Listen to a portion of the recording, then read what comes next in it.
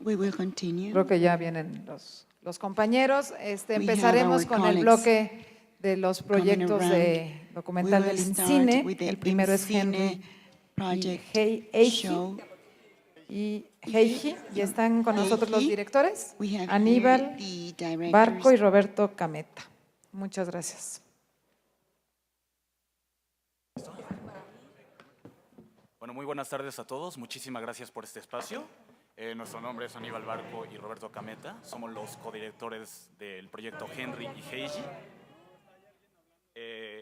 Los kamikazes son estos pilotos que están llenos de bombas y que se estrellan contra los enemigos. Pero el verdadero significado de la palabra kamikaze significa viento divino o viento de los dioses. ¿Eso por qué? Porque antes de la Segunda Guerra Mundial, Japón nunca había perdido una guerra. En 2 ocasiones, 2 tsunamis arrasaron con las tropas invasoras y Japón decía que el país estaba cuidado por los dioses, por el viento. Y así es como convencían a la gente de entrar a la Segunda Guerra Mundial. Y así es como convencieron. Sí.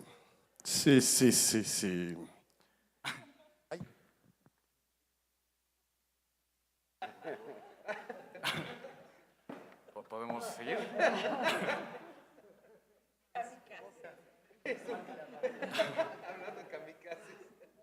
Y así es como convencieron a mi tío abuelo Takizawa Heiji de entrar a la Segunda Guerra Mundial. Él, antes de entrar a la Segunda Guerra Mundial, el gobierno le exigía escribir un testamento. Se los voy a leer porque no quiero perder detalle. Me sentiría feliz como militar si pudiera morir en el campo de batalla. Mi último deseo como hombre es no arrepentirme de nada y haber vivido estos 17 años plenamente. Papá, mamá, moriré antes que ustedes. Discúlpeme por ser un ingrato. Padre, madre, cuiden de su cuerpo y vivan mucho, también por mi parte.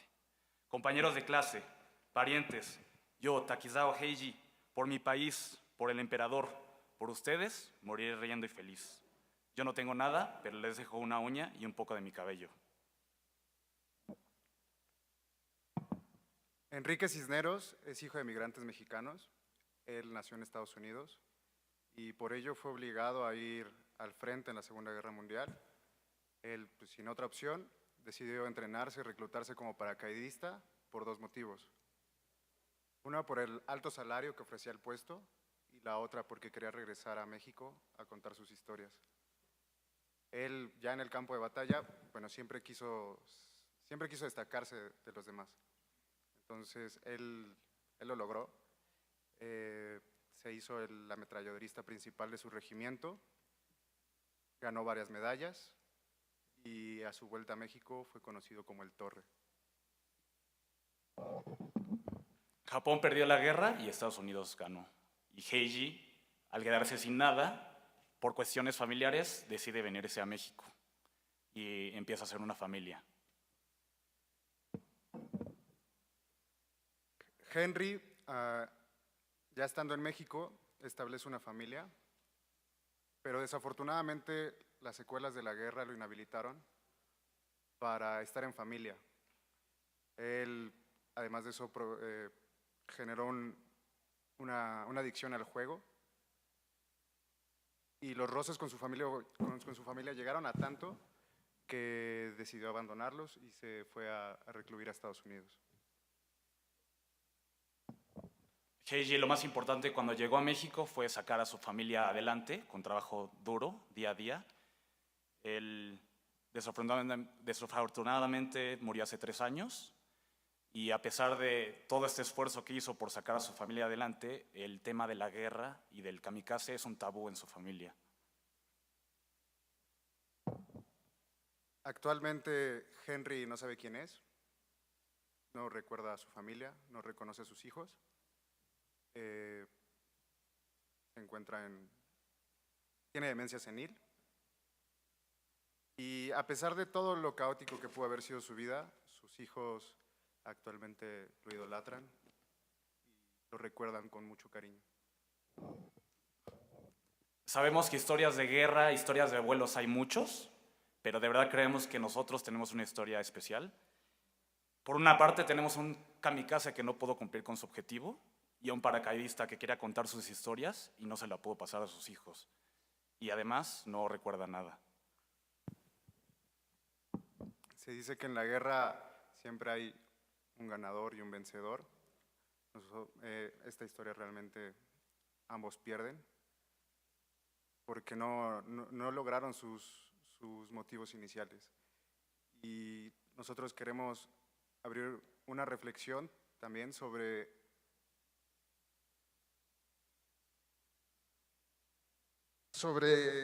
la incertidumbre que creo que todos podemos llegar a tener de dónde vamos a terminar mañana. Les dejamos un tráiler para que se den una mejor idea de lo que queremos hacer.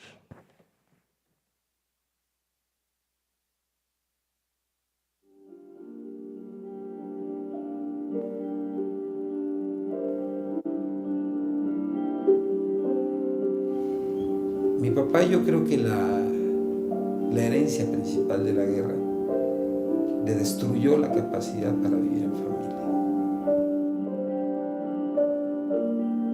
Cuando tú le preguntabas a él que cuál era pues su motivación, se decía pues regresar a México y contar mis historias. Dijo yo, mi mano tiene recuerdos, porque nosotros atrás de las líneas como paracaidistas no podíamos usar en lo menos posible las pistolas. Y mi mano recuerda la sangre de los alemanes. El haber perdido sus recuerdos, el perder su mente, sé que es algo que él no quisiera.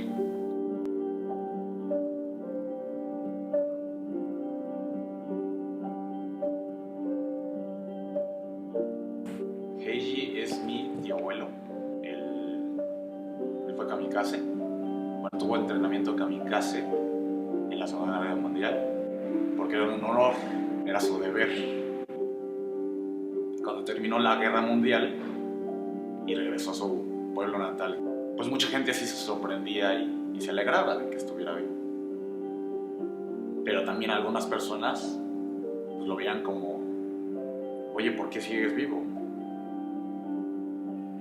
Si tu objetivo era matarte, o sea, por tu culpa perdimos la guerra. Entonces, después de la Segunda Guerra Mundial y haber sobrevivido, él decide venirse a México. Y de verdad que no de un día para otro, pero en muy poco tiempo, de estar muy bien, se empezó a sentir muy mal y falleció.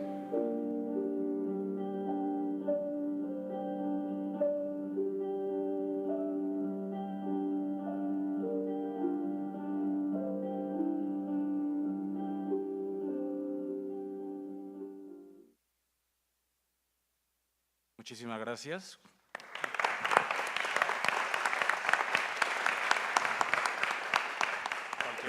Gracias. ¿Algo más? ¿Alguna pregunta por parte de los expertos?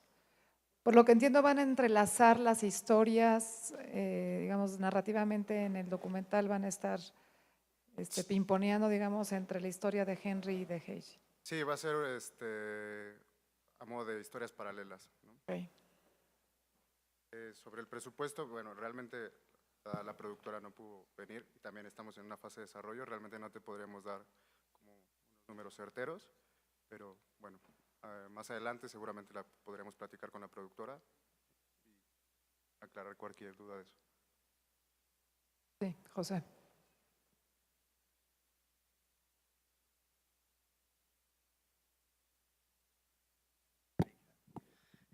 Mi pregunta es cómo ustedes figuran que van a usar el archivo, material de archivo y cuánto tienen y entre los diferentes sujetos. El material del archivo que usaríamos sería solo para los créditos iniciales y esto. Y lo que también queremos usar es como videos caseros de estos dos personajes para contar la historia también de su infancia y de su vida como adolescentes y adultos jóvenes.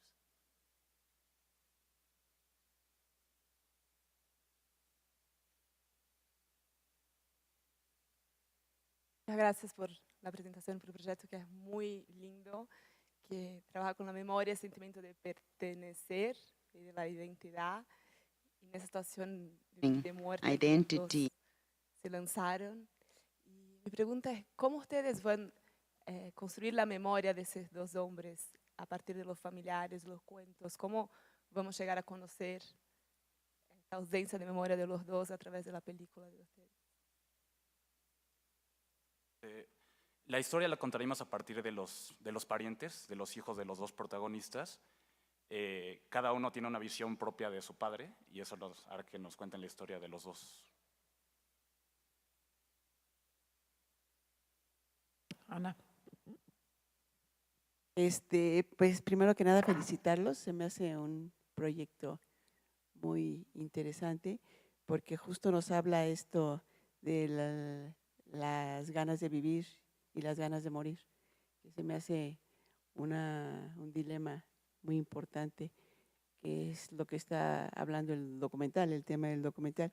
Lo que quisiera saber es qué tanta oportunidad hubo realmente de trabajar, de filmar al kamikaze, al abuelo antes de fallecer, y qué tanto material de archivo tienen esas familias para poder realmente narrar la historia de cada uno de estos personajes. Este proyecto, yo me interesé muchísimo en esta historia de mi tío abuelo y hace 3 años empecé a investigar acerca de este personaje. Yo la verdad es que no sabía mucho de la historia hasta que fui a platicar con él. Cuando me empecé a interesar y empezar a hacer el proyecto, él desafortunadamente murió, pero tuve la fortuna de por lo menos grabar un poco de entrevista hacia esta persona y bueno, los materiales que vieron en el tráiler. Y el año pasado me fui a Japón a visitar los lugares donde él se crió, su escuela, su campo de entrenamiento, y también hay un museo de los kamikazes. Entonces sí hay un poco de material. La idea es volver a irnos a Japón y buscar ya bien toda esta búsqueda del material que necesitaríamos para este documental. Yo una cosa más.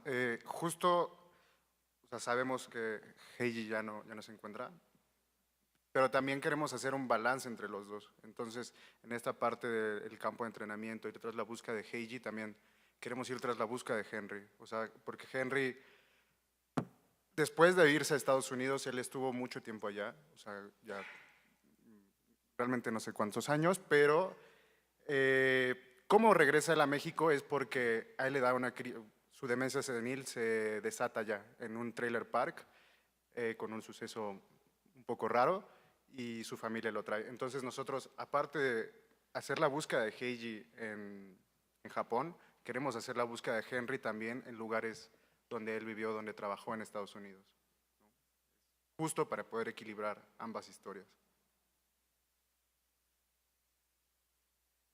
¿Algo más? Megan. Al micrófono bien, Megan, por favor. ¿Y qué les interesa en poner estas dos historias juntos?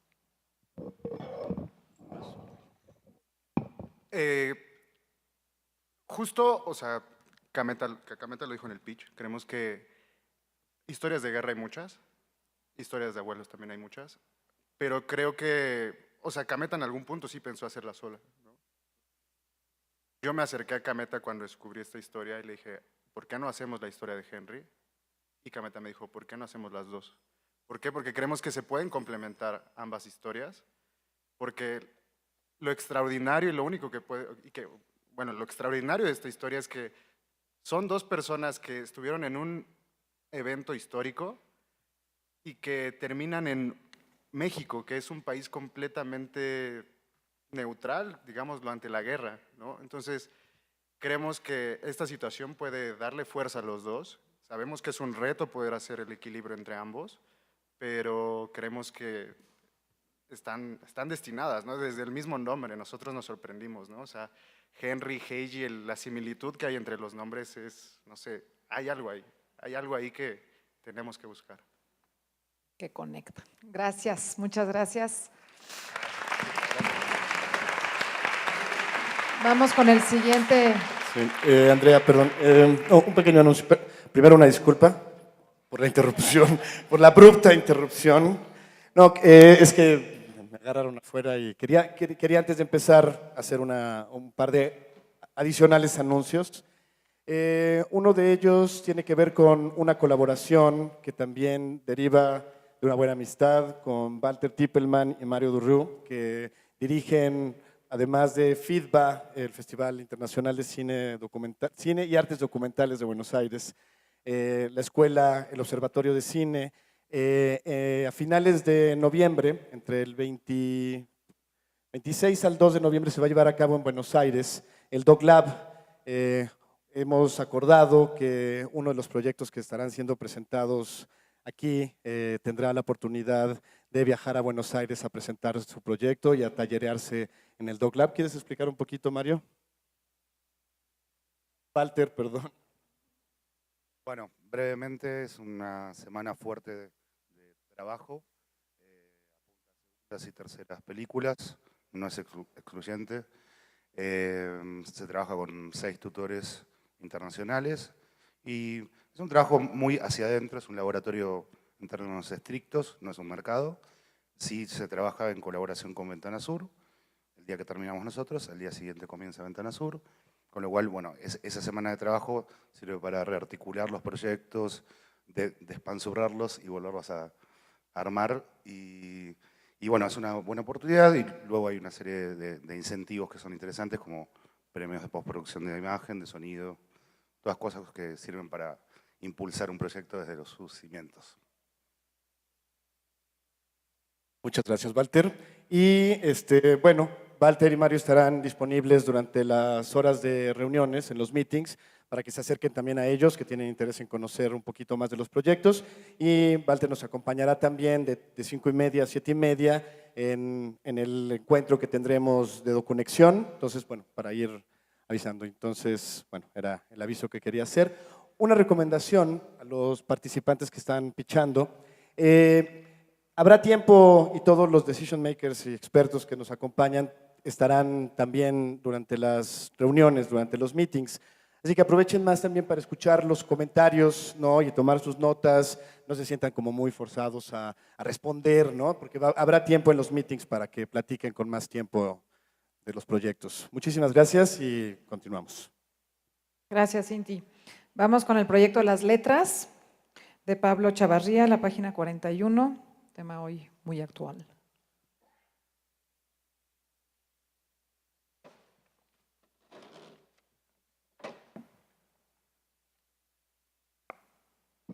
Hola, buenas tardes. Mi nombre es Pablo Chavarría Gutiérrez, soy el director del proyecto Las Letras.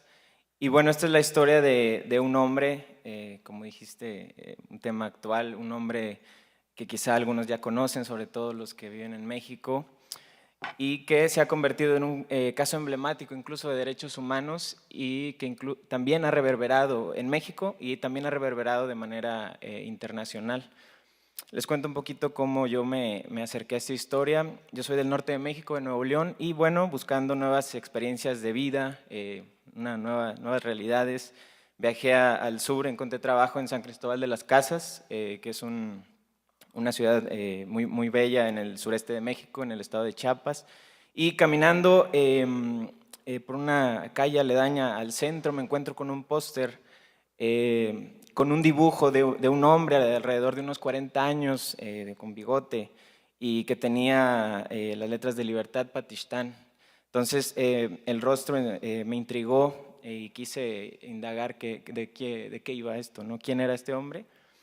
Bueno, finalmente conocí a Alberto Patistán, que es un profesor y activista indígena tzotzil, que en junio del 2000 fue culpado arbitrariamente por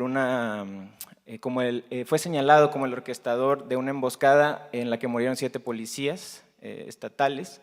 Y bueno, a pesar de que pruebas y testigos señalan que ni siquiera Alberto estaba en ese lugar cuando ocurrió la tragedia, fue sentenciado a 60 años de prisión. Entonces, bueno, desde el primer día en que Alberto fue preso, hubo unas voces que emergieron, estas voces del pueblo, del bosque, de donde él es originario.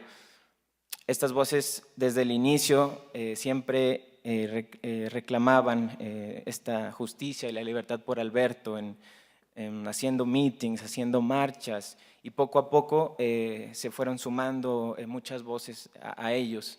Entre los principales protagonistas son sin duda sus hijos, que es Gaby Patistán, que tiene ahorita 22 años, y su hijo Héctor, de 17 años. Ellos son los que han venido empujando y luchando por que se reconozca la libertad de su padre.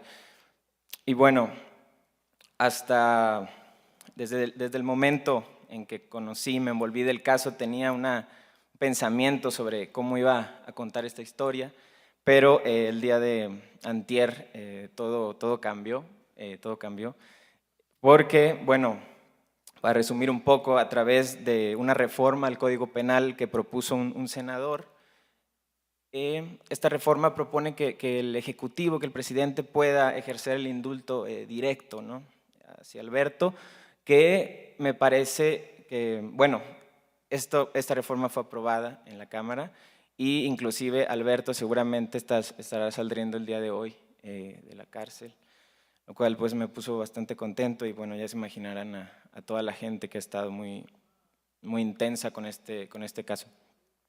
Entonces, bueno, a partir de esto nace esta forma de contar la historia que, bueno, la haré en 13 secuencias, perdón, que representarán como cada año de cuando estuvo preso. Y en cada una de ellas habrá varios elementos que nos proporcionarán como una condensación de los eventos más importantes o más impactantes que ocurrieron en cada año mientras estuvo él preso, ¿no? Tenemos varios elementos. Quiero hacer un retrato y la palabra filmada de sus hijos y de otras figuras importantes alrededor del caso. Un testimonio bastante íntimo, muy sensible, una complicidad con ellos que afortunadamente ya he platicado con Gaby al respecto y está muy interesada en hacer el trabajo. También están las cartas de Alberto. Alberto escribía mucho desde la cárcel, unas cartas muy emotivas en donde reflexiona sobre su situación, sobre algunas pues bastantes injusticias que sufren, un poco de maltrato físico y psicológico en la cárcel, un poco contando también esta huelga de hambre que hizo con otros presos también presuntamente inocentes de más de 40 días. Y bueno, también otra cosa que me parece muy importante y muy interesante es mostrar el paisaje de este lugar del bosque, que es un paisaje muy imponente, que actuará, digamos, como un testigo y como una reverberación de orden poético de la búsqueda de la libertad por todas estas personas. Bueno, esto lo quiero hacer, son 13, las primeras 12 secuencias los tengo pensado hacerlas en un formato de blanco y negro, en 4x3, en alta definición, porque me parece que este formato modifica la mirada y también imprime una sensibilidad y permite distanciarnos de la verdad de la imagen, entendida la verdad como justicia, que no apareció en esos 12 años en que estuvo preso. La tercera secuencia, que ya muestra a Alberto, su rostro y sus palabras, también su retrato, la quiero enfrentar a través del color, a través de un formato en High 8 expandido. ¿Por qué? Porque me parece que sí, hay un color, hay un pensamiento sobre nuevo tiempo, sobre nueva vida alrededor de todas estas personas, pero también esa rugosidad del formato, ese grano del formato High 8 también nos permite reflexionar sobre la justicia, cómo tuvo lugar en este caso. todo digamos, el sistema judicial, se agotaron todas las instancias jurídicas en estos 13 años. Y bueno, entonces eso nos hace reflexionar que, bueno, a Alberto se le proporciona un indulto, un perdón, pero ¿un perdón de qué? ¿No? Él siempre ha dicho que él es libre desde el primer día que pisó la cárcel. Y bueno, Alberto me parece un ejemplo de un hombre de una dignidad increíble, de una resistencia, y por eso es que quiero contar su historia. Rápidamente nada más menciono que este proyecto tengo ahorita un apoyo del programa de jóvenes creadores del FONCA, y una agencia de contenidos que se llama Bengala de México está como buscando también proporcionarnos más apoyo económico. Pues muchas gracias por su atención.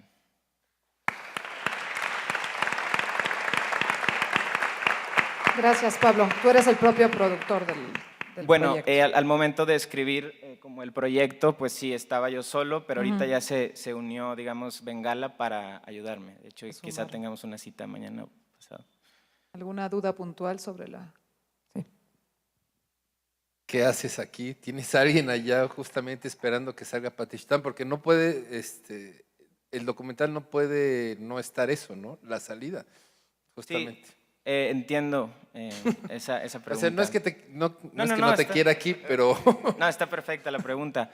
Sí entiendo, pero también me parece que, bueno, este documental va un poco más sobre una reflexión un poco más general en torno a la situación de Alberto. En todo caso, va a haber muchísimas imágenes de eso, muchísimas, que en un momento dado de ser necesarias se pueden utilizar y configurar para que quepan dentro de esta tercera secuencia, que es donde vendrían a aparecer.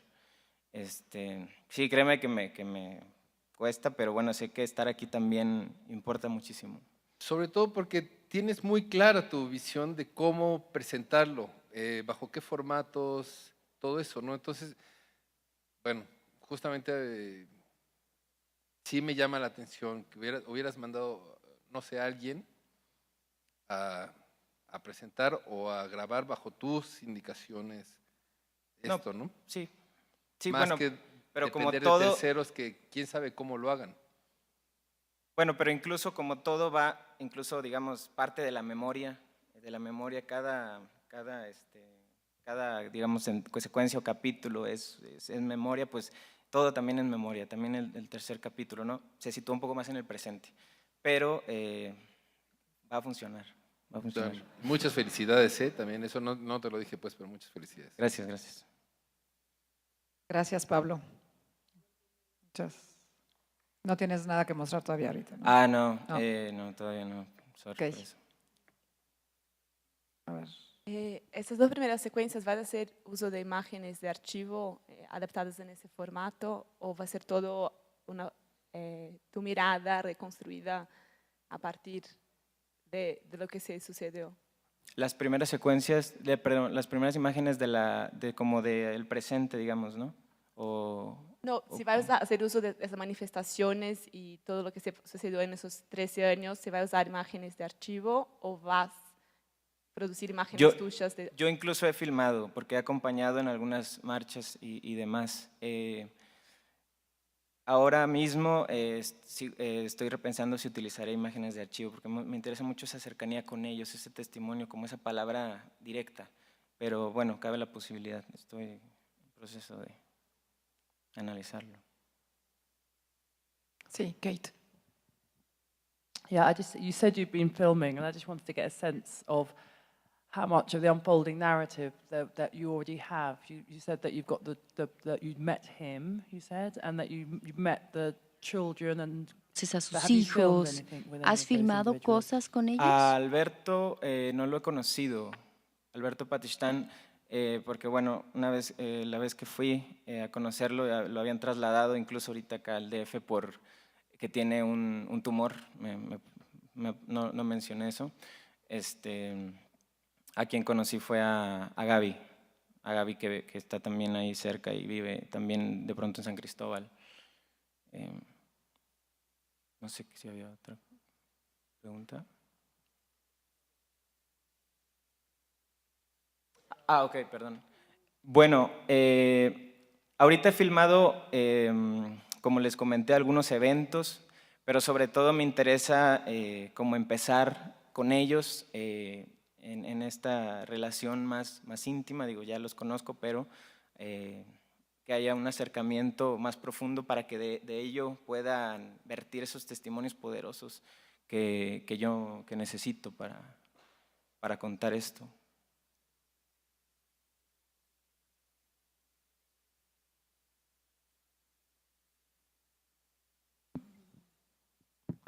Bueno, pues muchas gracias, Pablo, y mucha suerte. Sí, gracias.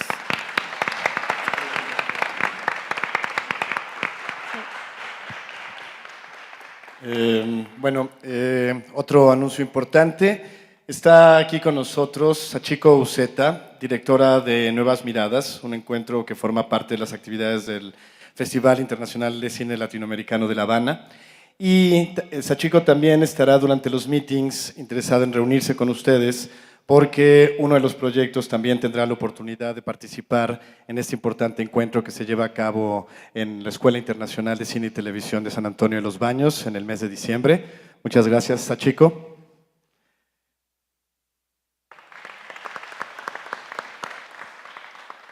Seguimos con el tercer proyecto del taller IMCINE, Apunta y Dispara, de Diego Reynoso y producción de Laura Ramírez. En la página 39 del catálogo.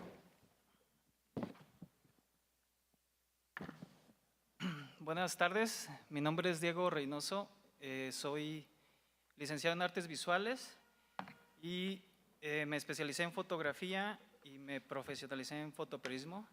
Actualmente soy soy corresponsal para la agencia Corbis en el país y pues vengo a presentarles mi ópera prima, documental Apunta y Dispara, que ahorita les voy a presentar un avance. Me acompaña mi productora Laura Ramírez, perdón.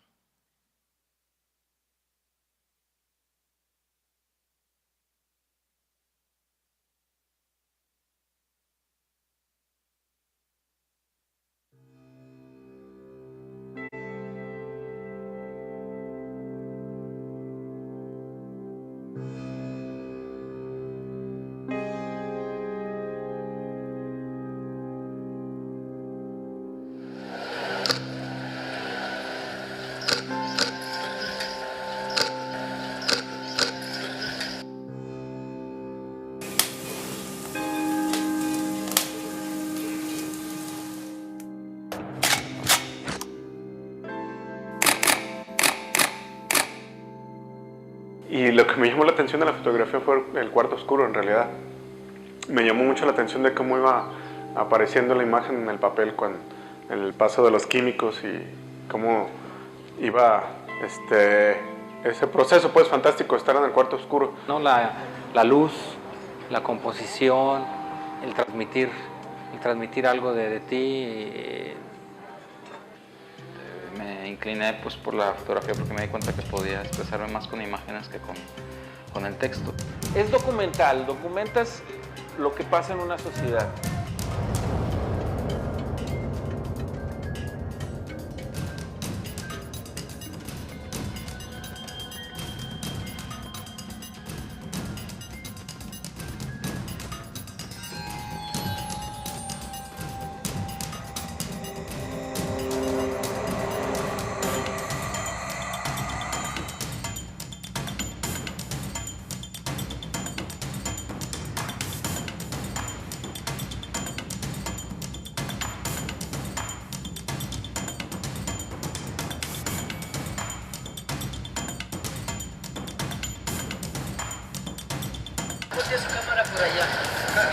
Es como el riesgo de no ejercer libremente la profesión. Como muy cruel ese oficio pues de fotoperiodista. Sí, no, o sea, la situación está bien culera.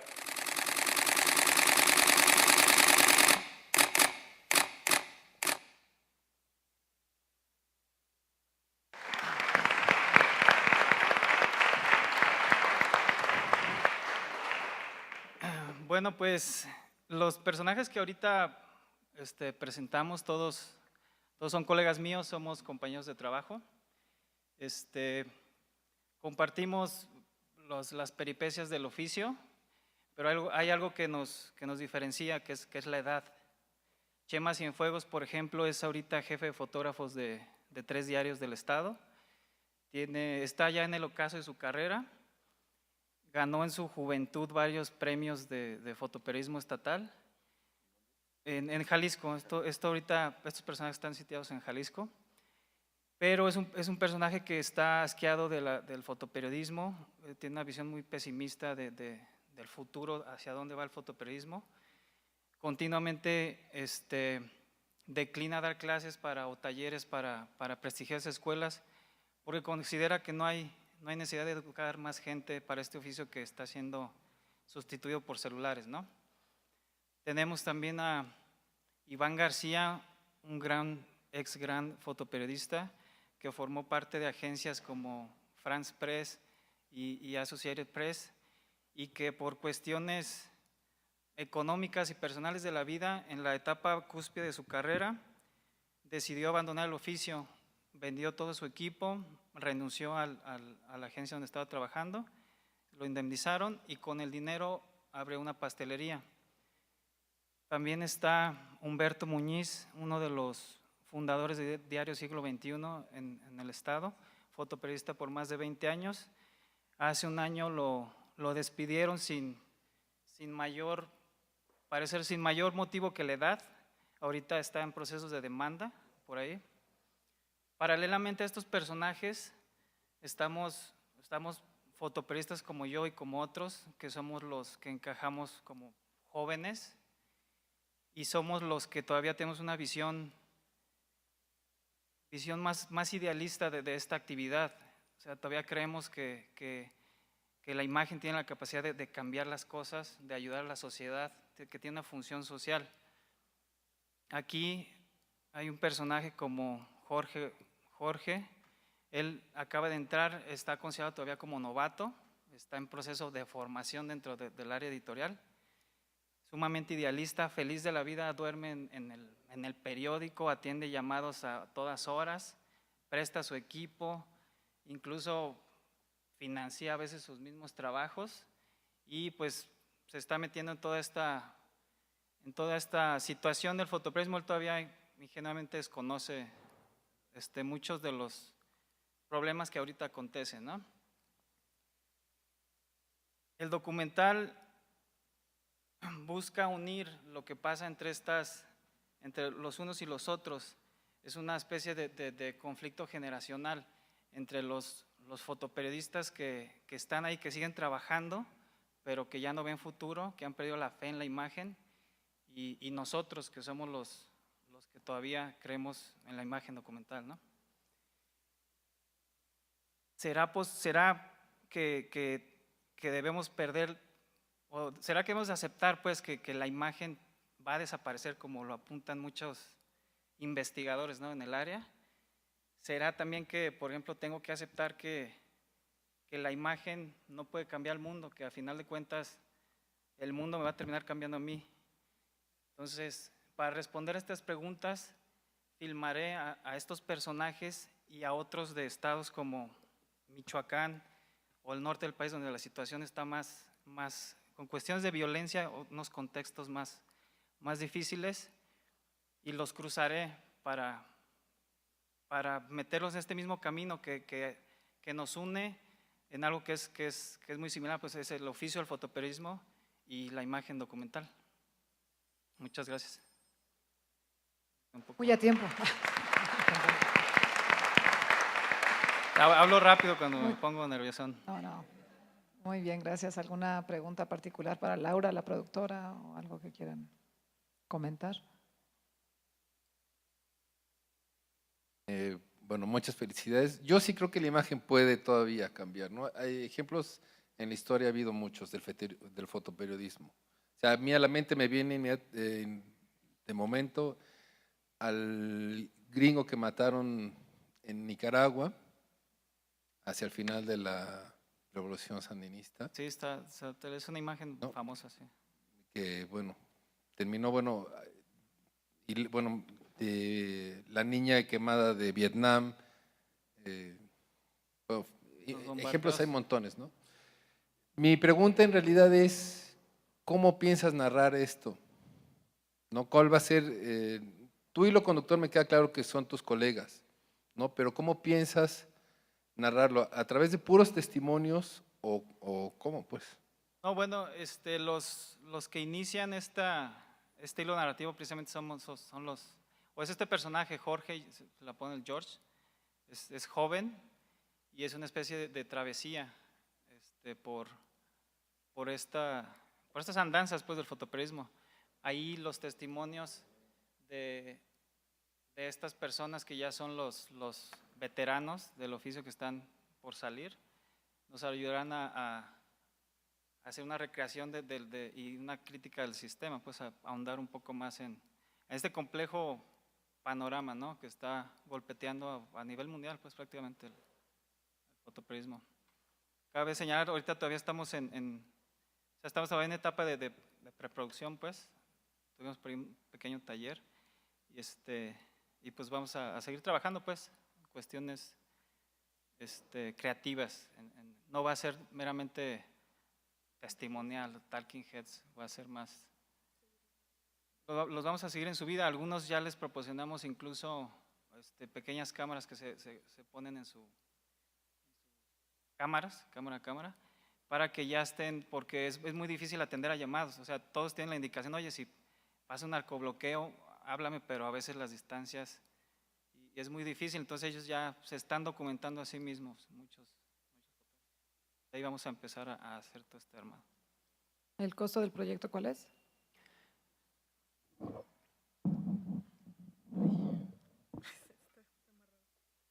El costo del proyecto es 1.300.000 pesos. Todavía no tenemos apoyos, apenas estamos iniciando a buscar financiamiento. Muy bien. Pues muchas gracias. Gracias. Felicidades.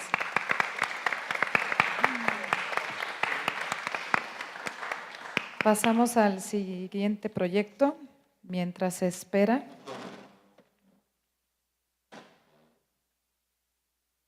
En la página 43, y es de Paola Villanueva Vidó. Gracias, Paola.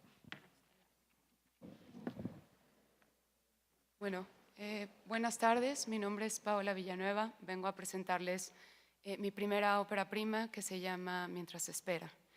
En el mundo actualmente la esperanza de vida va en aumento, la natalidad va en decremento, lo cual nos deja fundamentalmente en un mundo de personas de la tercera edad. En México, tan solo en el año 2000 había ya 223,000 mujeres viviendo en hogares unipersonales, lo cual quiere decir que vivían totalmente solas. De estas 223,000, 56% eran mujeres mayores de 60 años. Estas mujeres acabarán, muchas de ellas, incluso en casas, hogares para ancianos, a pesar de tener familia.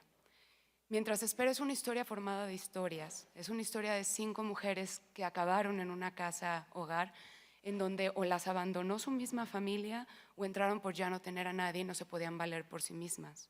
La peculiaridad de esta casa hogar, que está situada en Guadalajara, es que también recibe gente, mujeres solamente, que vienen de uno de los manicomios más grandes, que es el Zapote. Entonces ellas se ven forzadas por el encierro a convivir unas con otras, y para matar el tiempo lo que hacen es contarse historias de quiénes fueron, de sus amores, de sus desamores, de sus miedos, de sus sueños. Mismas historias que nunca sabremos si son ciertas o no, porque siempre rayan en la frontera entre los fantasmas de su pasado con los que todavía quieren lidiar o a los que todavía invocan para sobrevivir a este tiempo mientras esperan la muerte. Les voy a mostrar un poco de lo que llevo grabado hasta ahora.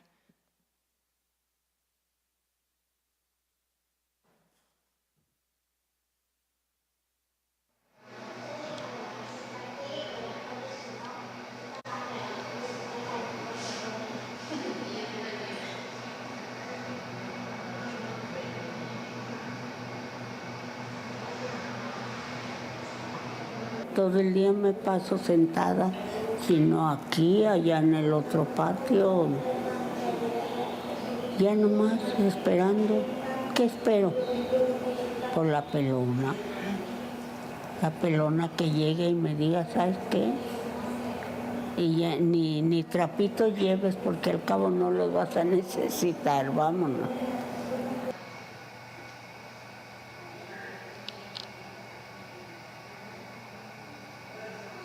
¿No tuvo esposo? ¿El qué? Esposo.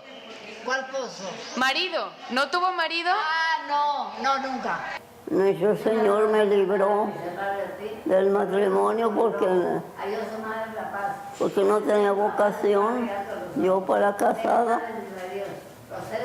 Porque le dije al padre, que ¿cómo padre que se casa uno para toda la vida? Dijo, sí, ¿por qué quieres estar estrenando cada rato? Le dije, no, tampoco no. Dije, pero para toda la vida, si no me muero pronto, me voy a enfadar estar viendo el mismo monigote diario. Le dije, no, señor cura, no. Me casé en el 35. Fíjate, que aguante. Estamos en el 90 y muchos. Y aquí estamos. Y él ahí está en el asilo, ahí enfrente.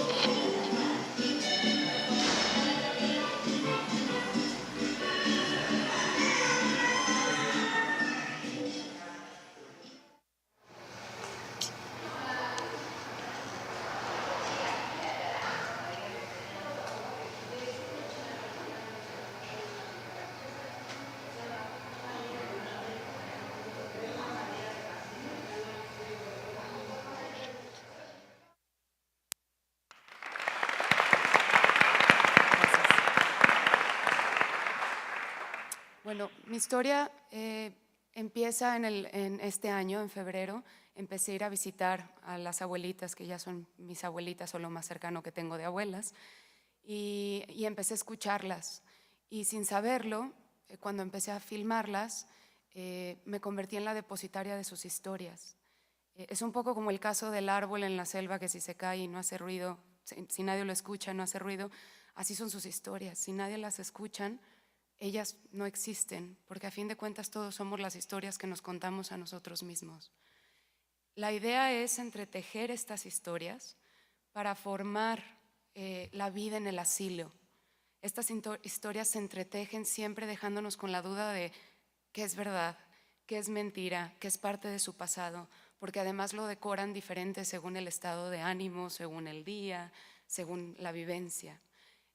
La intención es ir a grabar, yo estoy grabando con ellas desde julio, y es ir a grabar a través de todo un año, sobre todo marcando las fechas en las que normalmente estarían con gente, como son Navidad, Año Nuevo, me voy ahora mañana para el Día de los Muertos, y tengo acceso pleno a ellas porque somos amigas, porque ya tengo los permisos incluso de sus entrevistas y porque están más que felices de hacerme la depositaria de estas grandes historias. Muchas gracias.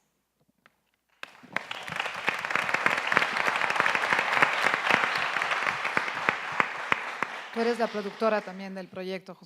Mi productora es ahí, lo que pasa es que está enferma y no tiene voz, pero sí, tengo una productora, que es Natalia Casanova, que está ahí. Bien. ¿Alguna pregunta, algún comentario? Gracias, Paula, por tu presentación. Y me gustan mucho tus 5 protagonistas. Y también me gusta cómo filmar, cómo está en la cuadra y qué está afuera de la cuadra. Y me gustan las historias. Pero mi pregunta es, ¿qué es el arco más grande, más largo, no largo, más grande para la historia de las abuelitas y cómo funciona. Gracias. Gracias. Bueno, la verdad es que estoy en el proceso de desarrollo. Estoy intentando entretejer las historias para contar algo que tiene que ver con todo el espacio, no solo con ellas. Definitivamente una tragedia que podría suceder es que alguna de ellas muriera. Tengo la que no se quería casar porque para toda la vida le daba flojera, tiene 100 años, por ejemplo, ¿no? Entonces, sé que triste, digo, a mí me dolería muchísimo que se murieran, pero eso podría pasar y eso podría formar parte de una cúspide porque marcaría el final de estas historias que se cuentan, ¿no? A fin de cuentas, ellas lo que hacen, están encerradas, no salen, muy poca gente las visita y cuando las visitas son invitados terceros que vienen a hacer la obra de caridad. Entonces, ellas están ahí esperando la muerte. Entonces, eso podría formar parte, digo, es muy duro decirlo, pero esto es así un poco, ¿no? ¿Estás pensando que serás la narradora de la película o un protagonista en la historia también? ¿O no? Es una pregunta, sí, no para una respuesta ahora. Esa es muy buena pregunta. Y Marta Andreu, que nos dio el taller, dice que una buena pregunta no tiene muchas respuestas. Básicamente estoy pensándolo aún. Yo sí interactúo con ellas y me parece que de pronto el que aparezca mi voz no le quita esta validez a las historias porque es una relación de espejo. Yo existo a través de ellas también y para mí es muy importante, encuentro en ellas más preguntas que respuestas, pero creo que es algo que se transmite a todos nosotros. A fin de cuentas, lo que hace que la existencia tenga como gusto y sea rica es cuestionarla a tope, ¿no? Entonces, no lo sé aún. Yo no quiero narrar, no quiero imponer mi voz. En realidad, las acompaño y las escucho y las descubro, ¿no? Y me encantaría transmitirlo, pero no lo sé a ciencia cierta. Sí, muchas felicidades. Es un proyecto muy, muy interesante.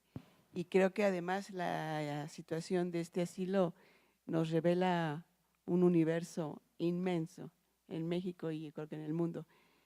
Mi pregunta ¿es un asilo público? Sí, es de las hermanas de María Auxiliadora, las hermanas desamparadas de María Auxiliadora, con lo cual es católico, pero lo llevan nada más 4 monjas y se apoyan de fondos estatales porque no tienen mucho dinero y puede ir quien sea, tú puedes ir y voluntariamente entrar, de pronto a unas les cobran una cooperación muy chica y reciben a muchas mujeres de la calle y las del Zapote, que es el psiquiátrico, que van gratis. Oye, estas 5, ¿cómo las elegiste? Creo que ellas me eligieron un poco a mí porque fueron las primeras con las que empecé a platicar, pero la verdad es que a lo largo de estar yendo, desde febrero voy al menos una vez por semana y me tiro 4 o 5 horas con ellas y luego me corren porque tienen que cerrar. Creo que son las más lúcidas. He intentado platicar con muchas más, tengo más entrevistas de otras mujeres porque han ido llegando nuevas que son más jóvenes quizá, pero que pueden contar sus historias. Estas 5 me llamaron mucho la atención porque además de que eran muy repetitivas en sus temas tenían que ver con historias de amor y de desamor que a mí me conquistan, ¿no? Que tienen mucho que ver con quién soy yo y que creo que nos pega un poco a todos. Entonces hablan, por ejemplo, la que dice que estamos en el 90 y muchos y se casó en el 35, su marido murió, pero ella dice que vive en el asilo de enfrente y va y lo visita y que su mamá también la visita y por eso no se siente sola. Entonces tiene esta necesidad de contar su matrimonio y su marido y su historia de amor. La de 100 años constantemente nos dice que se iba a casar, pero que no, que se murió el marido, el futuro marido, gracias a Dios, porque ella no podía casarse. Otra nos habla de que no quería marido porque su carrera era más importante. Entonces todas hablan de esta relación interpersonal y las que no hablan de esa relación interpersonal de ellas, hablan de su relación entre su familia, entre sus hijos. Entonces todas hablan de este núcleo que se forma en la vida y que a fin de cuentas es el apoyo más grande que tenemos y ahora ya no lo tienen. Por eso me cautivaron esas 5. No quiere decir que no haya más o que la historia no se pueda contar a través de más. Simplemente estas 5 me llenaron el corazón. Gracias, Paola. Gracias. Muchas gracias.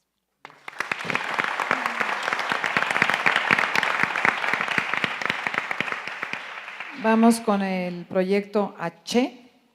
Está en la página 38 de Ileana Leiva con producción de Pimienta Films. Nicolás, Sebastián y Luis Arenas. Tú eres Luis. Buenas tardes tengan todos. Mi nombre es Luis Arenas, soy productor de este documental. Lo produce, como bien ha dicho, Pimienta Films, de Nicolás y Sebastián Celis. Y es una ópera prima de Ileana Leiva, que ahora mismo está presentando su tesis en Francia y no puede estar, les manda sus disculpas. Y yo presentaré el proyecto. Buenoche es la historia de dos amigos que se conocen tocando juntos en las calles de La Habana Vieja. Es la historia de dos músicos que de pronto descubren que la isla de Cuba se les queda demasiado pequeña. A mediados de los años 90, ambos toman una misma decisión, abandonar Cuba. Y aunque saben que sus caminos se van a separar, la promesa de una vida mejor, tanto para ellos como sus familias, prevalece. Durante ese tiempo hacen lo que ellos mejor saben hacer, que es tocar música. Y será la música lo que les volverá a unir. Sus nombres son Kelvis Ochoa y Destember Bueno. Kelvis Ochoa, pelirrojo, gordito, guasón, se fue a España con su familia. Empezó varias bandas de música, abandonó algunas y terminó con muchas. Empezó una carrera como solista, le costó mucho y un sello discográfico pues publicó su álbum. Destember Bueno vivió un periplo entre Nueva York, Los Ángeles, Ciudad del Cabo en Sudáfrica y inicia un grupo de hip hop que mezcla también sus raíces cubanas. Y es en el año 2005 cuando ambos músicos se vuelven a unir en La Habana y producen la banda sonora de una película que se llama Habana Blues, de Benito Zambrano. Son premiados ese mismo año con el Goya a la mejor banda sonora. 2 años más tarde producen su primer álbum juntos, Amor y Música, donde fusionan las raíces cubanas, el son, el guaguancó, el suku-suku, y lo mezclan con lo que han aprendido fuera, el rock, el funk, el hip hop. Hoy, Kelvis Ochoa ha vuelto a Cuba para establecerse definitivamente y Destember Bueno ha encontrado en Miami el lugar más cercano a su Cuba. Por suerte, todo ha quedado documentado en sus canciones. Todas las experiencias que han vivido dejan su huella en sus letras y la película lo que va a buscar es reconstruir precisamente a través de estas canciones y visitando estos lugares esta historia de su pasado fuera de Cuba y por suerte también hoy estos músicos siguen creando. Por ello filmaremos su proceso creativo actual y ahí aparecerán otros personajes que los acompañan, que los acompañaron, como por ejemplo Rafa, el taxista que una vez que Elvis conoció en Madrid una noche, le invitó a su concierto y desde entonces ha cambiado su ciudad, Madrid, por Cuba. O Elber, que les pronosticó un fracaso absoluto con su disco Amor y Música y hoy día se ha convertido en su representante, su mayor fan y se desvive auténticamente por ellos, ¿no? Así que les presento un pequeño teaser. Adelante. Me caíste del cielo.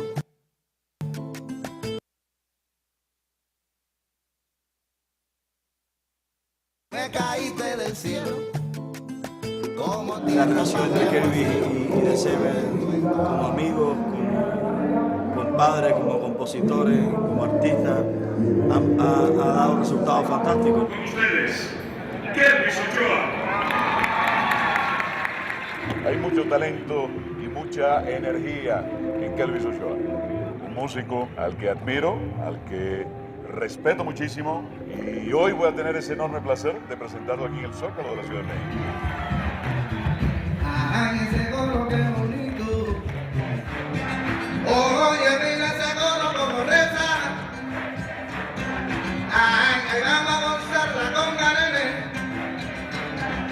La difusión sale realmente de mis deseos de alguna vez poder llegar a hacer canciones tan buenas como las canciones que hicieron la gente que admiro, ¿no? Esas conexiones están ahí. Y yo, habilidosamente, como soy mayor que ellos, me alimento, escucho la música de Kelvin, que para mí es algo superior a una entrega total, con un talento que dio Dios, y yo me rejuvenezco escuchándolo. A mí me gusta mucho el swing que tiene, ¿entiendes? El swing que tiene en tarima, como proyecta, la cuestión de que es libre también, ¿entiendes? Cuando canta es como que libre y el buen gusto que tiene. Porque para mí Kepi es el que tiene el cofre de la cultura cubana en su corazón, con todos esos rítmicos, toda la rítmica y todo lo que se ha perdido, Kepi lo tiene guardado. Y ese es un regalo que nos hacemos mutuamente, él y yo, en el momento que estamos haciendo música juntos.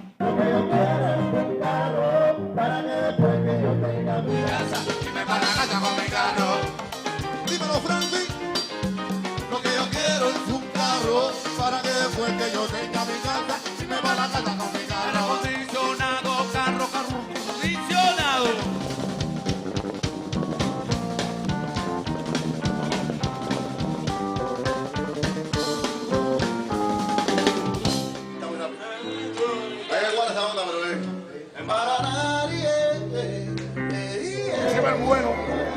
Te voy a dar una sorpresa, te lo decía a ti.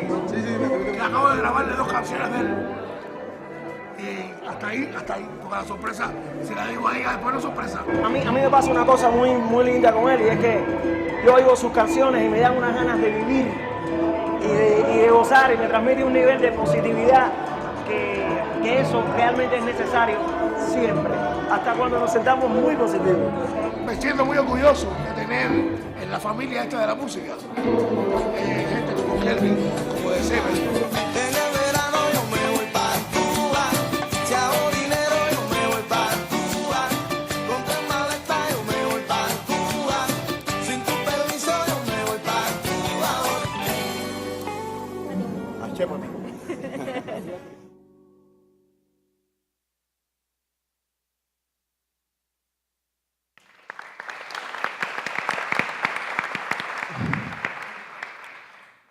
La directora Ileana Leiva escuchó las canciones de Kelvis y de Stemmer en una fiesta, luego los escuchó en la banda sonora de la película y desde entonces decidió que quería que su música la acompañara para toda la vida. Lo tituló H porque H viene del dialecto yoruba de Stemmer, el último que han visto en pantalla, profesa la religión yoruba y significa gracia, don, suerte, potencia infinita y determinación para conseguir lo que uno se plantea como objetivo. Creemos que en las historias de estos 2 personajes hay mucha H y eso es lo que deseamos que este proyecto tenga. Muchas gracias y mucho H para todos.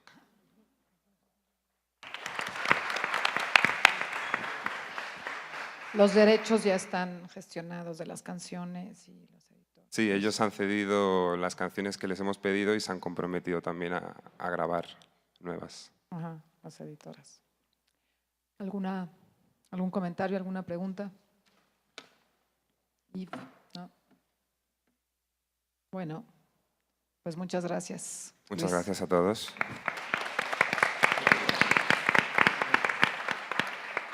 Vamos con el penúltimo proyecto, serie de tele. Está en la página 44 del cuadernito. Es de dirección de Marco Casado y la producción de Gerardo Tagle.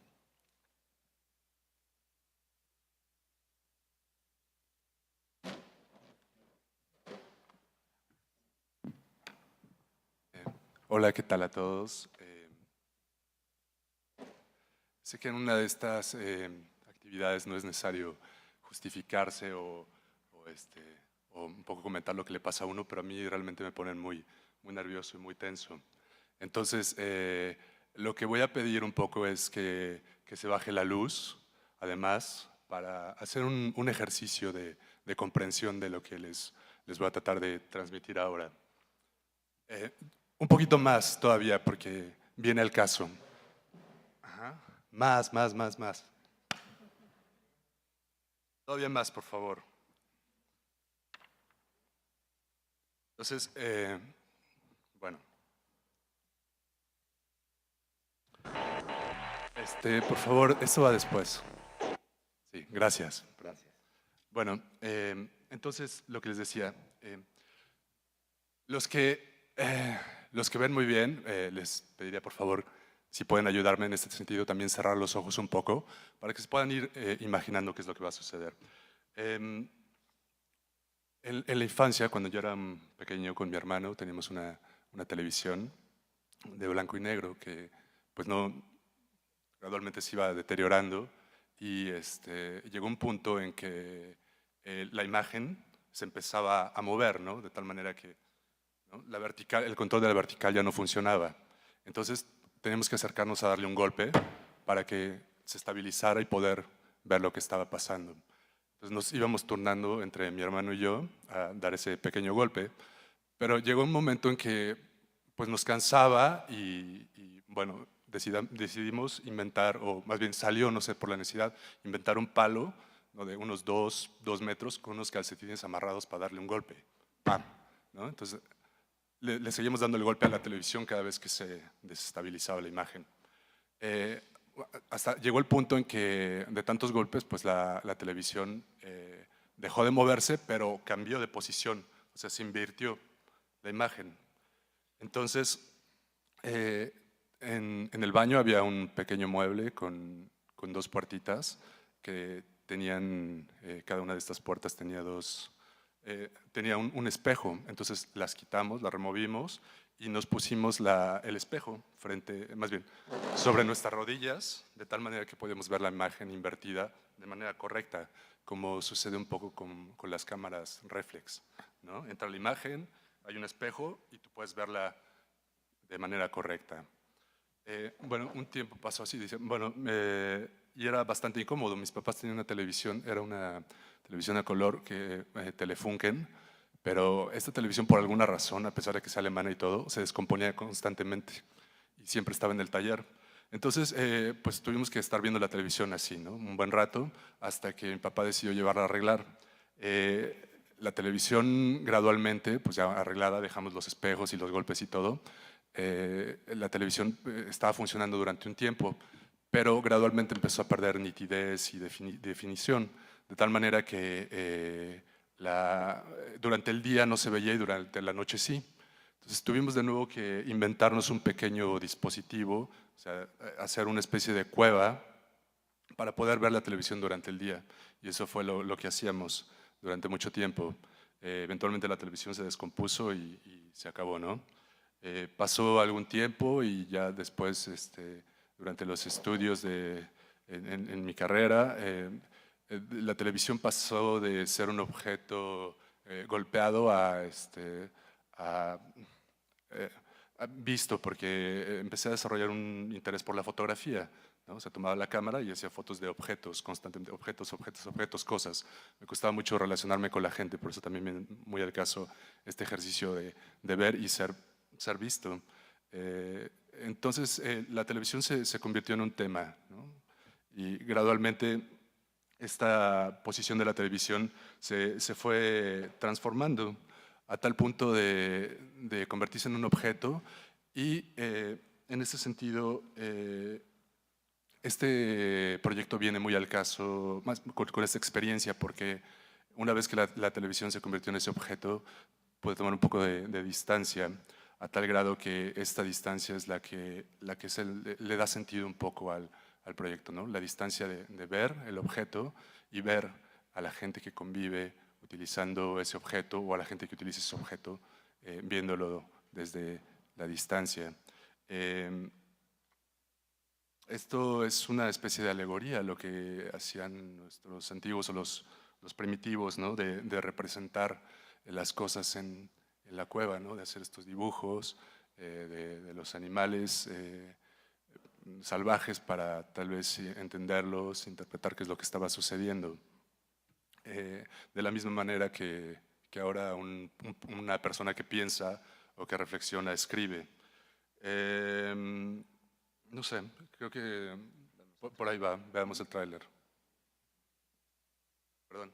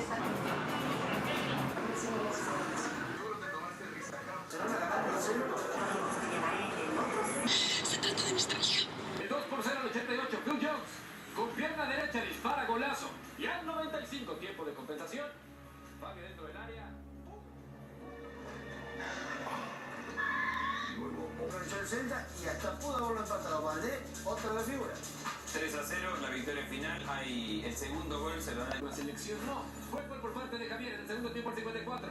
Chicharito remata con la cabeza.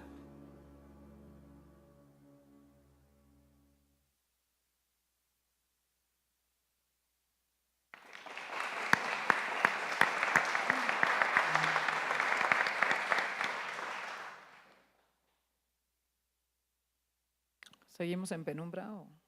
Ya podemos regresar, ya entró el productor. Gracias. Muy bien.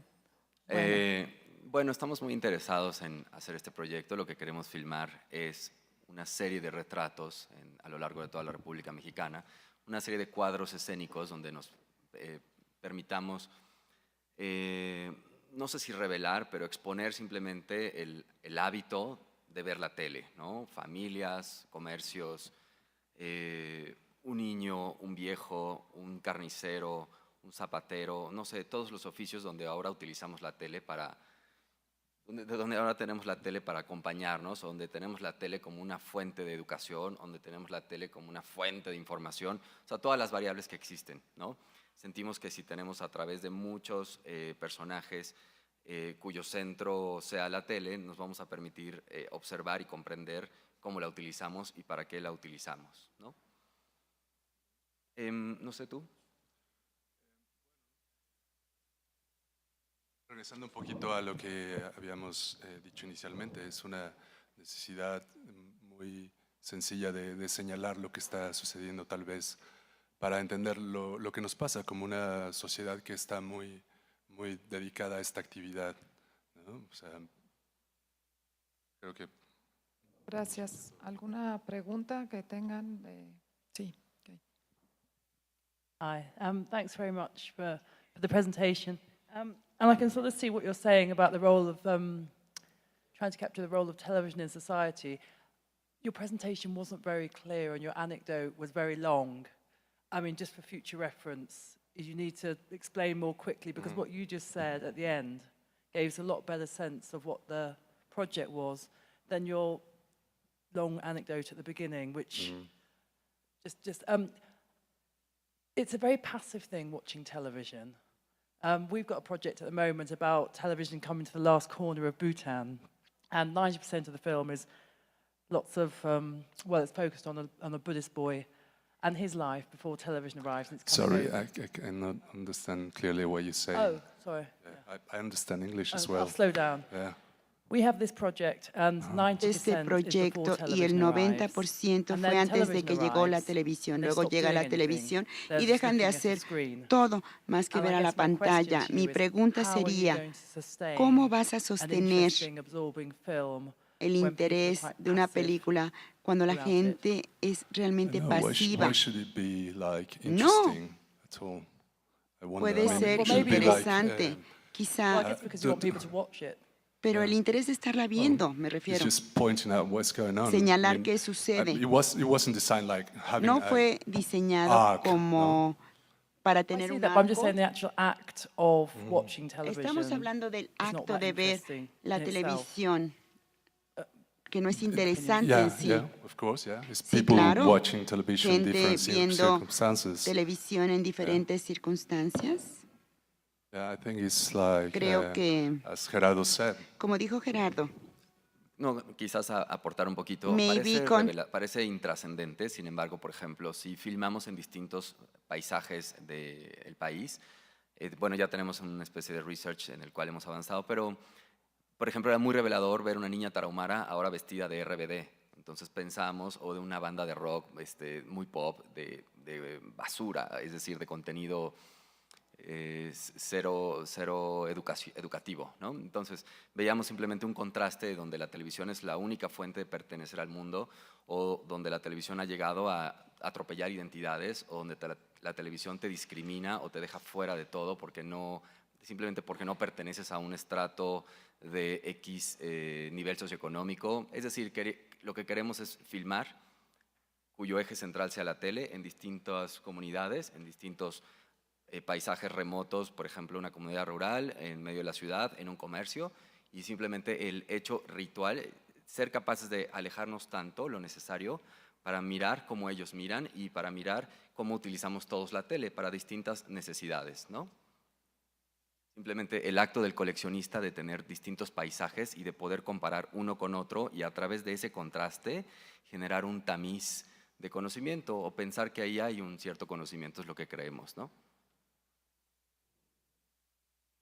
Sí, regresando un poquito a lo que dijo, es que a mí sí me parece, no sé, es muy fácil caer en el aburrimiento, ver a gente no haciendo nada más que ver una pantalla, ¿no?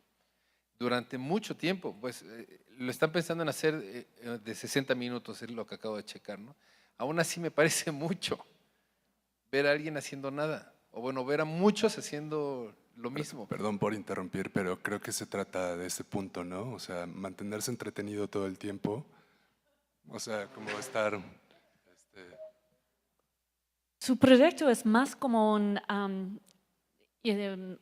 proyecto de arte interactivo o sin interactivo, no sé, pero es más como un proyecto de arte con la posibilidad de una persona mira un minuto, menos de un minuto o más, pero en un espacio.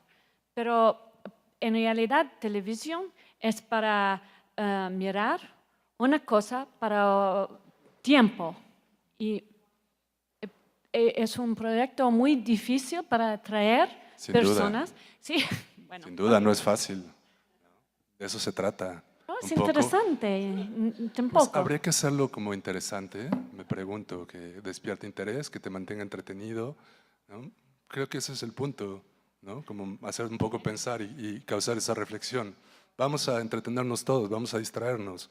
La gente sigue distraída, entretenida. Claro. ¿No? Creo que eso es justo lo que queremos, como hacer una autocrítica de cómo consumimos y de qué hábitos tenemos para regular o no nuestro consumo en la tele.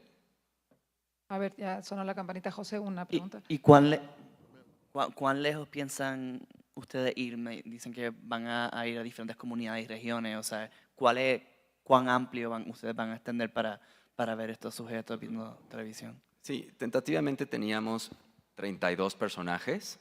Tentativamente teníamos 16 personajes con un secundario, haz de cuenta, uno que está en Chihuahua, otro que está en Chiapas, otro que está en Oaxaca, y tratar de alcanzar por lo menos 16 puntos de la República Mexicana, no para pensar que hablamos de México, pero para que hablamos de nosotros, de todos los que vemos la tele, ¿no? Y tal cual, con una diversidad tan amplia en el paisaje, desde un interior choza que se cae en una comunidad remota en la cima de una montaña tarahumara, hasta un exterior, tienda comercial, tienda departamental en la ciudad, ¿no? Muchas gracias. Recuerden que también pueden conversar con ellos, ¿no? Por la tarde más sobre el proyecto. Gracias. Bueno, pasamos a la presentación del último proyecto del día de hoy. Se llama Me llamo Margarita. Está en la página 42 del catálogo y lo presenta su director Bruno Santamaría y la productora Abril López.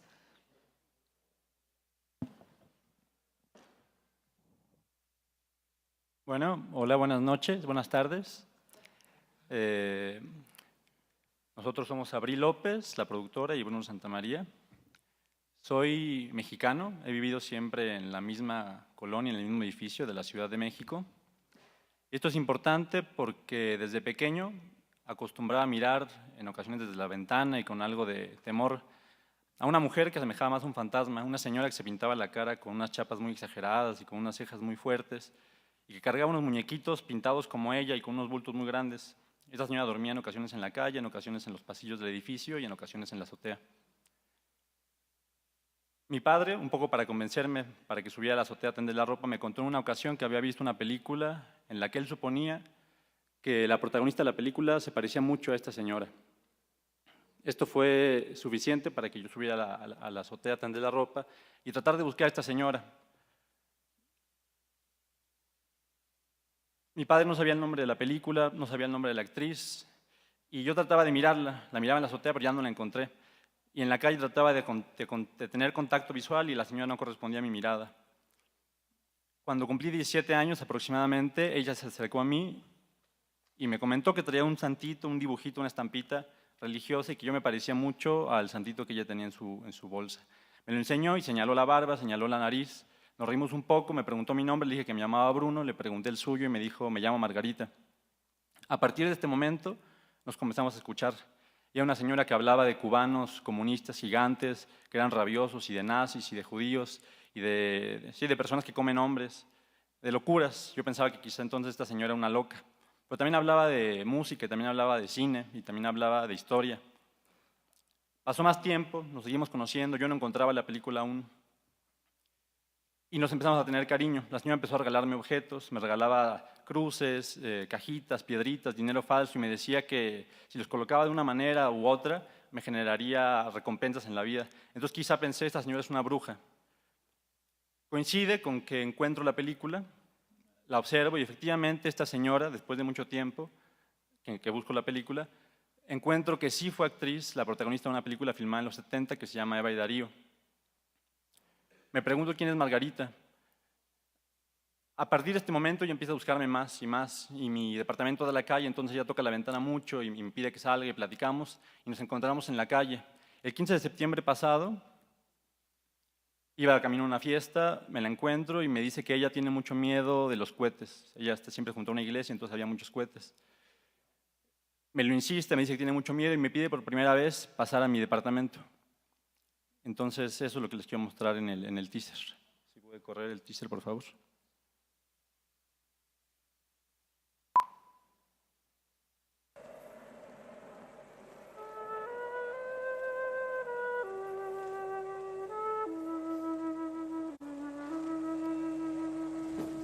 Ah, entonces aquí tienes la película. Entonces, ¿dónde la conseguiste esto, Me lo regalaron. ¿Quién te lo regaló? Un amigo un amigo por ahí. Ay, ¿y ya la viste la película? ¿No la tienes? Sí, la tengo. ¿La vemos? ¿Quieres verla? Sí, a ver. Ya tiene años que no la he visto, que serán unos 20 años. Y de tus años juveniles veo la hermosura sin par que se marchita por delirio cruel, suerte traidora. Aquello ver ayer, ¿Tú lo entiendes? ver esto ahora. ¿Quién sabe? Tú. Una historia de amor. Nosotros nos aprendíamos el papel. Ni sabíamos de qué estábamos hablando. Tan pasado que está. ¿Verdad? Tan roja que tomábamos. Qué bello. ¿Y qué sabe? A ver, píntate. ¿Te pinto? A ver. Al galopar, Me quedó bien la boca, ¿verdad? como un corcel, viendo pasar tu vida en él, dejando atrás la pubertad, sueños de gloria sin realizar, queriendo ser un buen señor, un gran burgués, un redentor. De tiempo en tiempo, gime por dentro, vuelve la cara. Gime por dentro. Está bonito español de eso, ¿verdad?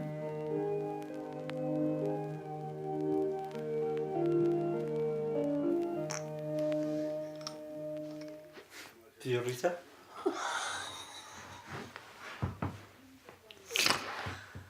¿Qué tío Risa? Nada. Hay que hacer otra, ¿no? Película. Ya lo estamos haciendo, mira.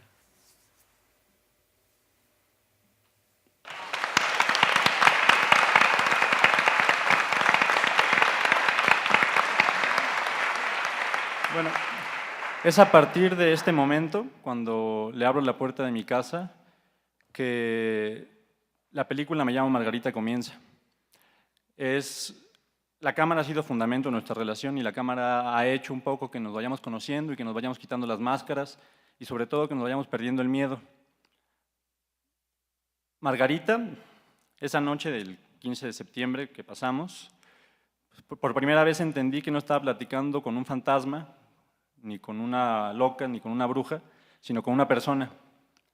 Una persona pues muy parecida a mí o a todos, pues, o también a muchas de las otras personas que viven en la Ciudad de México y en el país, que viven en la calle. Es a través de nuestra relación que quiero contar la historia de Margarita, su retrato, un retrato muy cercano en el que pretendo mostrar justo que es un ser humano. Esto lo digo solo para concluir, porque hay una cantidad de personas en la calle, leíamos como 14 millones, que quizá hace 500 años los quemaban o 2020 no existían, y en esta ocasión pues Margarita es una más de las muchas mujeres invisibles que de manera un poco fortuita y por el cine nos encontramos, y bueno, ella es Margarita, esta es la película Me llamo Margarita, yo soy Bruno Santamaría, muchas gracias.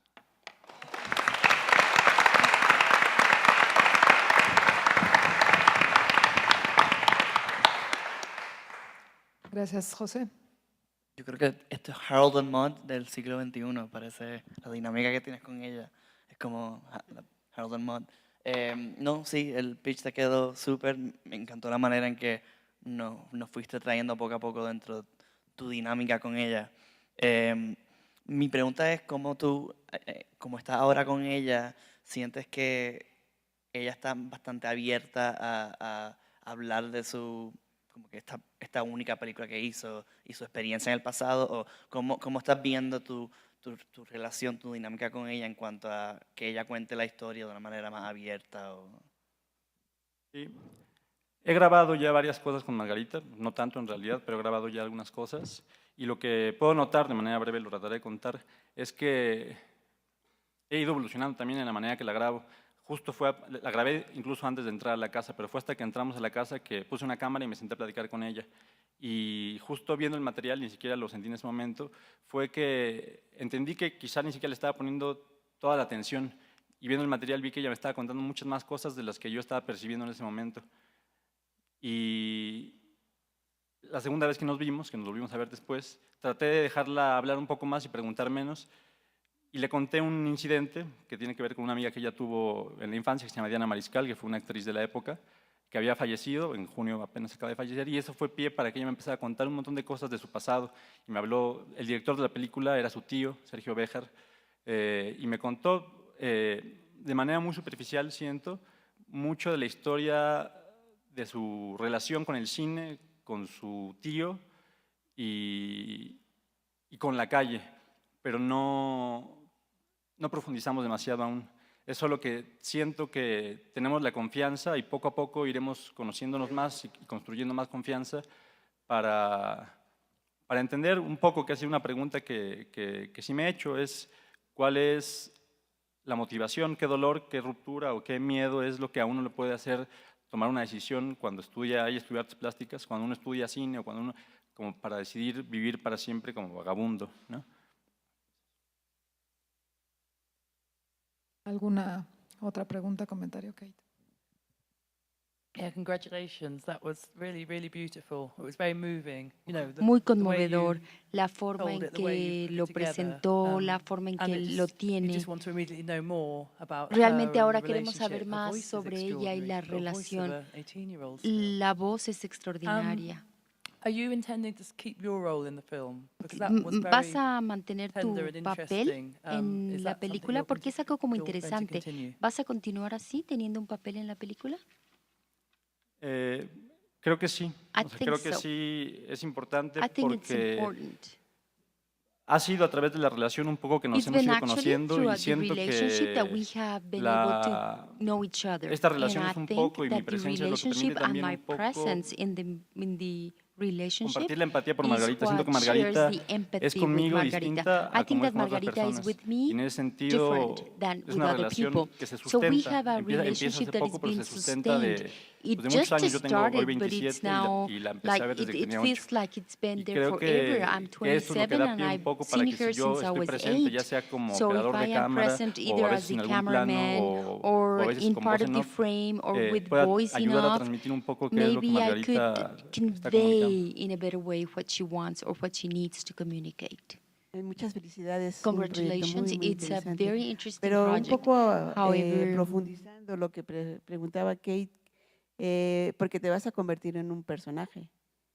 Si tienes esta clara conciencia de que la parte como de la articulación entre tú y Margarita, tú te empiezas a volver un personaje del propio documental, o si mantendrás la distancia, te mantendrás distante de convertirte en el personaje secundario de la película o compartir, porque se puede volver un poco, el tema del documental es la relación entre Margarita y tú a través de esta, más que de la vida de Margarita.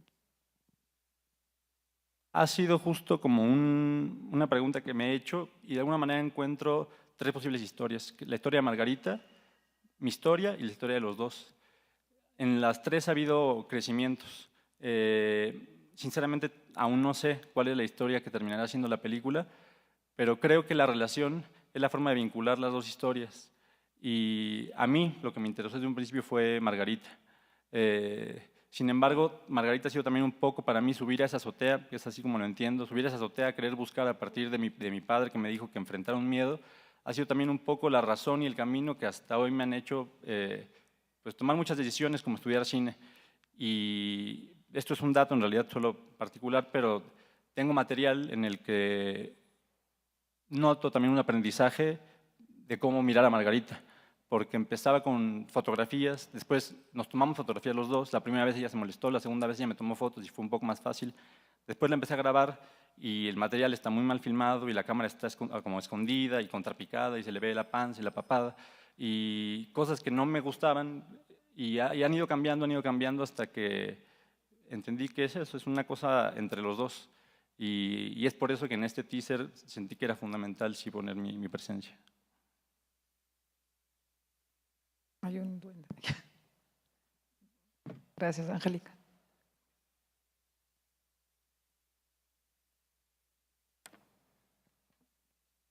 Hola, hola. Perdón, ando un poco agripada bastante. Pero quiero felicitarte mucho porque yo conozco a Margarita, vivo también ahí en la del Valle y realmente me parece un personaje muy complejo porque es muy difícil el acercamiento con ella. Y para que tú tengas este tipo de contacto y de interacción con ella que provoque lo que estamos escuchando me parece increíble. Ahora, si esa mecánica que tienen entre ustedes es parte del documental llevado en etapas, me parece algo muy valioso porque yo he intentado acercarme a Margarita y no he podido llegar a Margarita.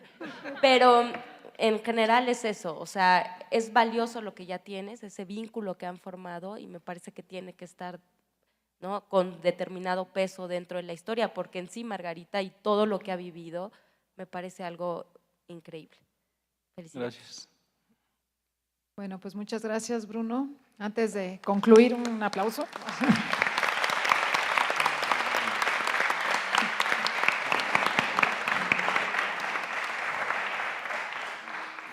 Muchísimas gracias.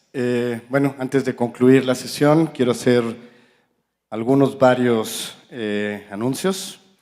No se les olvide al salir de la sala llenar sus votaciones para el mejor pitch Cuban Hat y depositarlo en los sombreritos que están a la salida, así como si gustan también depositar alguna contribución voluntaria para que el premio se engorde. Quiero anunciar algunos detalles de la agenda de la tarde. Tenemos muchas actividades. En el taller 2, que está en el piso de en medio de este Centro Cultural España, a las 4 de la tarde tendremos la presentación del directorio La Brújula, es un directorio de producción del Estado de Jalisco. Para todos aquellos que quieran asistir, es muy interesante también conocer lo que se está haciendo en el Estado de Jalisco.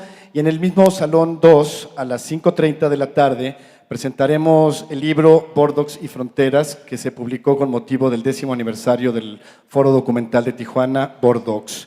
A partir de las 3:30 de la tarde, en Salón Panorama, estarán comenzando las reuniones individuales. También a las 3:30, aquí en la Sala X, tendremos la conversación entre Lech Kowalski y Albert Meisels, Creo que va a ser una plática muy interesante. A las 5:30, también aquí en Sala X, tendremos la presentación de Good Pitch. Good Pitch, para los que no lo sepan, es una iniciativa de BritDoc para realizar un encuentro de coproducción ligado a proyectos sociales. También está muy interesante. A las 5:30, también en Salón 1, Taller 1, tendremos la reunión Doconexión. A las 7:30 tendremos, gracias a Tribeca, un happy hour. Y un aplauso. Y a las 9 de la noche tendremos aquí en Plaza Santo Domingo, exactamente a 1:15, la proyección de What's Happening, The Beatles in the US. Quiero pedir un aplauso muy grande a todos los expertos, comentaristas de los proyectos. Muchísimas gracias. Andrea Stavenhagen, nuestra moderadora esta mañana. Y un aplauso doblemente grande a todos ustedes por estos extraordinarios proyectos.